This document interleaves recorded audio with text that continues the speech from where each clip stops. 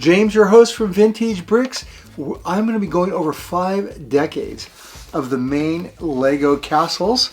Really happy about being able to get to this. Today we'll be looking at the 1980 sets, the one I have behind me here in these boxes.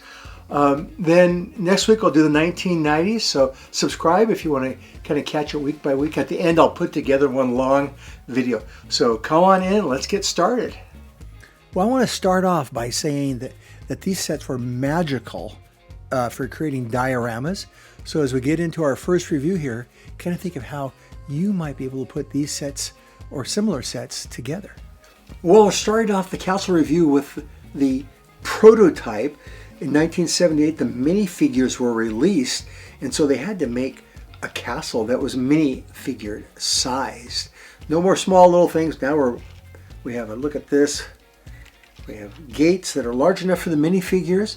Minifigures, of course, had stickers at this time. And even the knights had horses that were brick built before the regular horses.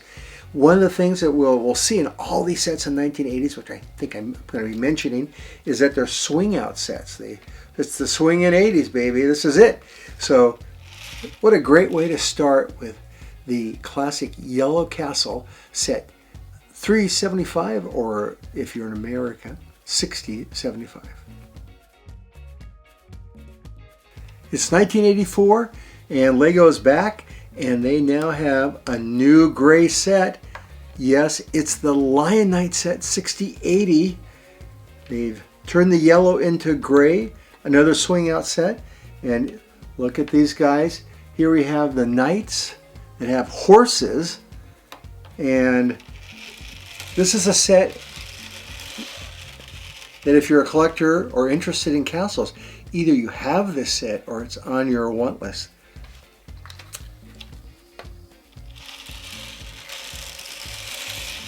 Set 6080. The second set in 1984 is the Knights Castle. And look what we have. Not only do we have knights, but we have a new theme, the Black Falcons. As all these sets in the 1980s, there is no king around. They're probably off in the fighting some war someplace. But this was just a nice little additional theme that they hit big in 1984. Again, it's a spin out one. Take a look at it here. Like many of you, the Black Falcons are a favorite of mine. Set 6073. It's 1986 and Lego has re-released a Black Falcon castle. What a great choice, Lego, to do that. You know, this one's a little bit bigger than the original, which I have right here. Throw that up here.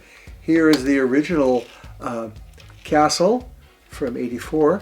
And so they did something pretty cool here. They added a little living section here, something we'll see in castles going forward right here.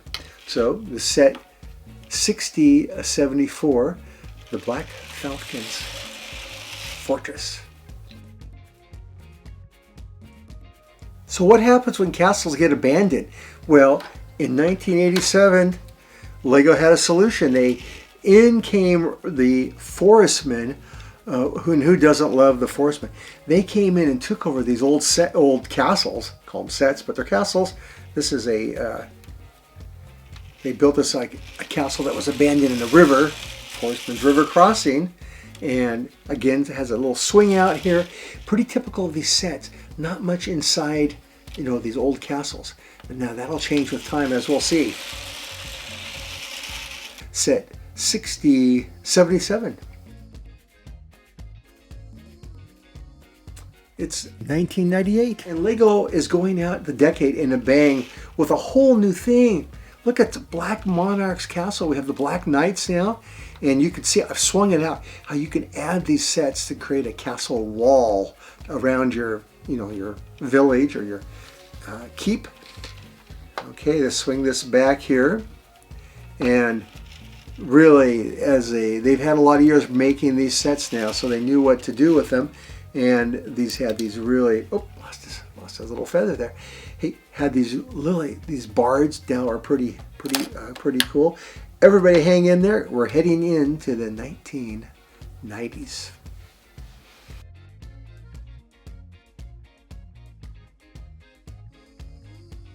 So that's right. Next week we're going to be going start the incredible 1990 sets. Where really that's when the raised base plates come in. So if you love these raised base plates, you'll be able to see things like the Black Knight's Castle next week, as well as all the others. So thank you again for visiting. Please subscribe if you haven't, and we'll see you again.